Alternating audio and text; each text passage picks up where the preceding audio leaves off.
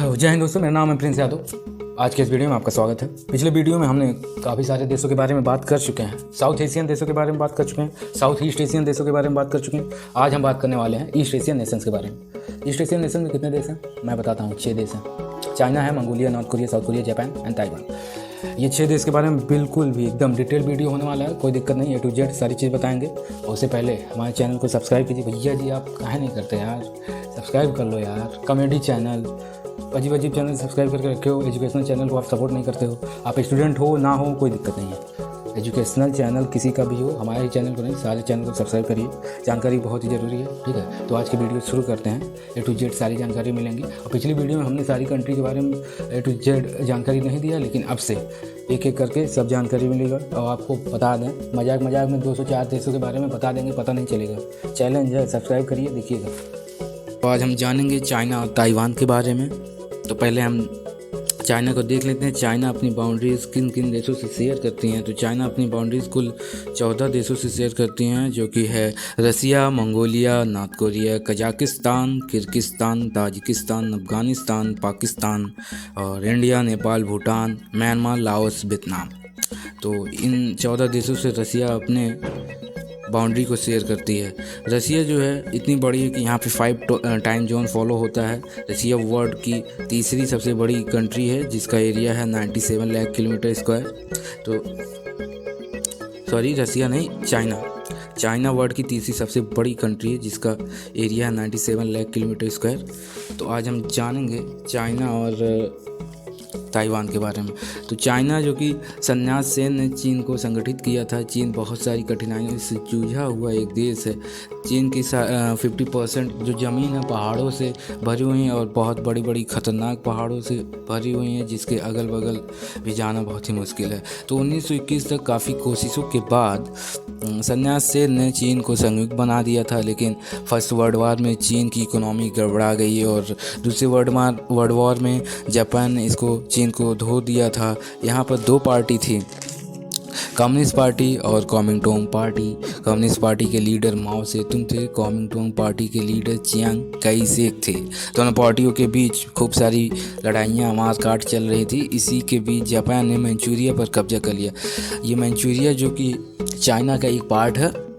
तब दोनों पार्टियों का आँख खुल गया, और ये दोनों पार्टी एक होकर जापान को भगाने के फोकस करने लगे। लेकिन ये दोनों मिलकर भी जापान को नहीं भगा सकते। लेकिन आपको पता ही होगा, ये बात जानते होंगे, जब किस्मत ख़राब रहती है तो ऊँट पर बैठे आदमी को भी कुत्ता काट लेता है। सेम उसी तरह हुआ जापान के साथ। क्या हुआ कि अमेरिका ने जापान पर 2 बम गिरा दिए और बोला कि अगर सरेंडर नहीं करोगे तो तीसरा बम बिल्कुल भी रेडी है। तो उसी समय क्या हुआ कि चाइना जापान से जीत गया, और जैसे ही चाइना जापान से जीत गया तो कम्युनिस्ट पार्टी ने और कम्युनिस्ट पार्टी के आर्मी ने कॉमिंटोंग पार्टी वालों को मार काट के भगाने लगे। लेकिन कॉमिंटोंग पार्टी के जो भी सदस्य बच गए थे, वो अपना सोना, चांदी, हथियार, सारा सामान, तोप, टैंक, सारी चीज़ें लेकर फार्मूसा आइलैंड पर चले गए। तभी से फार्मूसा आइलैंड कॉमिंटोंग के अंडर में आ गया, जो कि एक डेमोक्रेटिक कंट्री बन गया या फिर राज्य बन गया। और मेनलैंड चाइना माओ सेतुंग के अंदर में था ही,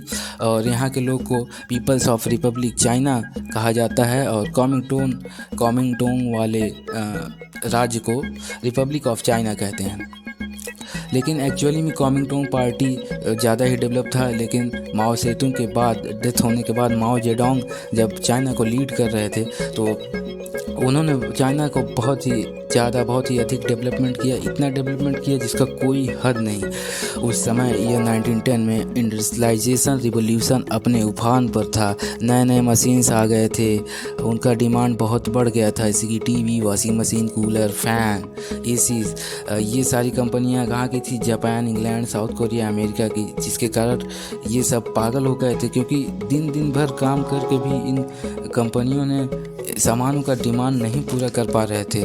फिर इन कंपनियों को ऐसा जगह चाहिए था जहाँ पर सस्ता लेबर हो, मेहनती लोग हों। चाइना ने कहा, मतलब माओ जेडोंग ने कहा, ठीक है हमारे यहाँ आ जाइए, सस्ता मजदूर देंगे, पानी देंगे, बिजली देंगे, फ्री देंगे। जो कि मजदूर टाइम पे नहीं आएगा, रात मार कर कंपनी निकाल दीजिए, गोली भी मार दीजिए, कोई दिक्कत नहीं है। तो पूरी कंपनियाँ कहाँ टूट पड़ी? चाइना पे। एक नंबर सारी कंपनियां LG, होंडा, माइक्रोसॉफ्ट, गूगल सब की सब कंपनियां चाइना में आ गई। चाइना कंपनियों से पूछा था आपको कैसे लेबर चाहिए, पेंटर, कारपेंटर क्या चाहिए। स्टूडेंट को सर्टिफिकेट दिया, ट्रेंड किया और बोला वैकेंसी निकली, धड़ाधड़ जॉब मिली स्टूडेंट को वहाँ पे। चाइना ने अपने यहाँ स्टूडेंट को हर चीज़ का स्पेशलिस्ट बना दिया था और बोला अगर ये लोग 1% भी गलती किया तो लात मार कर बाहर निकाल लो, क्योंकि और भी सारे एक से एक स्टूडेंट बैठे हैं। इतनी ज़्यादा इंडस्ट्रियलाइजेशन कर दिया कि माओ जेडोंग ने पूरी दुनिया की कंपनी वहाँ चाइना में चली गई और वहाँ के वर्कर्स काम करते करते खुद भी सामान बनाना सीख गया और वहाँ के जो भी वर्कर्स थोड़ा अमीर हुआ करते थे वो अपनी कंपनी डाल दिया लोन लेके। लेकिन ये लोग जो भी सामान बनाते थे वो उतना अच्छा नहीं होता था, या फिर मोबाइल वगैरह हैंग कर जाती थी क्योंकि चोरी करके बनाते थे। लेकिन बार बार चोरी करने से ये लोग एक दिन परफेक्ट बन गए, जो कि आप देख सकते हैं Xiaomi एक इतनी बड़ी कंपनी बना दिया जो कि पूरी दुनिया में एक नंबर चल रही है। जिससे चाइना पूरी धूम मचा दी पूरी दुनिया में और मैन्युफैक्चरिंग हब बन गई। आज कोई भी सामान खरीदिए कहाँ बनता है, वो मैन्युफैक्चर होता है चाइना में। लेकिन हमारे यहाँ इंडिया में मजदूर को बुलाएंगे 8 बजे, वो आएंगे 10 बजे और निकाल दो तो 20 लोग मिलकर हड़ताल करेंगे, चक्का जाम करेंगे, सैलरी बढ़ाओ, इसको मारो, इसको काटो। लेकिन ऐसा कुछ चाइना में नहीं होता है। चाइना में ऐसा कुछ जो भी करेगा उसको टाइम से सीधा उड़ा दो, ख़त्म कहानी। तो चाइना ने क्या किया, ह्यूमन डेवलपमेंट पे ध्यान दिया और क्या हुआ कि धीरे धीरे चाइना आज इतनी ऊंचाइयों पर पहुंच गया है। तो हम देख रहे हैं चाइना और ताइवान के बारे में जानिए। अभी के वक्त में ताइवान इंडिपेंडेंट है। ताइवान इलेक्ट्रॉनिक के मामले में बहुत आगे है। दुनिया भर में ताइवान के इलेक्ट्रॉनिक्स का बहुत ही डिमांड है। अब हम कुछ चाइना के शहरों के बारे, राज्यों के बारे में देखते हैं। चाइना का मैनचूरिया राज्य जो कि एकदम नॉर्थ पार्ट में ऊपर है, वही एकमात्र ऐसा जगह जो कि खेती करने के लिए सही है। चाइना का मेन एरिया हान चाइना को कहा जाता है, पर सारी की सारी सिटी यहाँ पर सारी की सारी सिटी बहुत ही डेवलप्ड है। चाइना के मूल निवासी मेन सिटीजन हान चाइना के हैं। चाइना ने 1959 में तिब्बत पर कब्जा कर लिया था और तिब्बत के ऊपर आप देखेंगे सिंगजियांग एक स्टेट है जो कि पूरी तरह से पहाड़ से भरा हुआ है। तिब्बत भी पूरी तरह से पहाड़ से भरा हुआ है। सिंगजियांग में मुसलमानों की आबादी रहती है। चाइना कहता है हम किसी भी धर्म को नहीं मानते, तो चाइना एक नास्तिक है। तो वहाँ पे मुसलमानों को दाढ़ी रखने से रोकता है, वहाँ के मुसलमानों को रोज़ा रहने से रोकता है। जो मुसलमान रोज़ा रहते हैं उनको और भी खिलाता है, बोलता है अगर खाओगे नहीं तो काम कैसे करोगे। वहाँ के दीगर मुसलमान को रोज़ा नहीं रहने देता है। वहाँ की लड़कियों को नकाब नहीं पहनने देता है। जो लड़कियाँ सूट सलवार पहन कर सड़क पर निकलती हैं, सड़क पर ही काट देता है और फाइन बहुत ज़्यादा लगाता है। सिंगजियांग को हम तुर्किस्तान भी बोला जाता है और मंगोलिया के जस्ट नीचे एक इनर मंगोलिया है, ये भी चाइना का ही पार्ट है। चाइना के शहरों के बारे में हम जान लेते हैं। जैसे पहला है बीजिंग जो है चाइना का राजधानी है।